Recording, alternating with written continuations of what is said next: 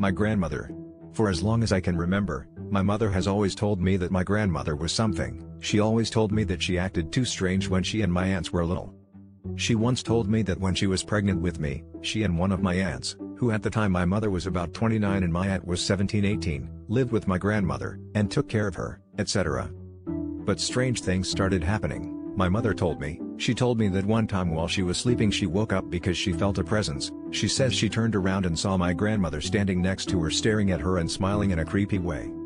Another time she told me that they were eating with my aunt at night and that my grandmother was sleeping, so my aunt went to the bathroom. That to go to the bathroom you had to go through my grandmother's room, but for this my aunt went to the bathroom. 2 seconds later my mother heard my aunt calling her screaming. My mother went to see what was happening and said that my aunt was looking towards my grandmother's room. My mother told me that when she looked out she saw my grandmother on top of her closet, which was tall enough to climb on it and even more so for a person his age, and who was swaying and laughing like crazy. One of those nights my aunt had to go give my grandmother some medicine. My mother was not there, but my aunt told her. He says that when he was about to give her the medicine, my grandmother was lying down and covered up to her head.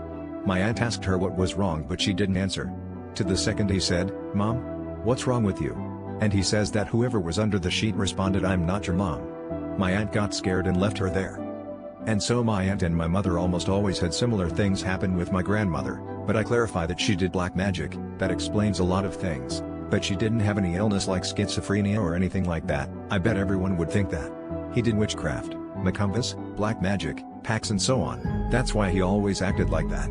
Nowadays she is fine, I think so, because I haven't seen her in a long time, because there was a time when I was already present that she returned to that phase, but I can tell you that in another story. And despite everything, she is my grandmother and I love her, but I don't know. What do you think?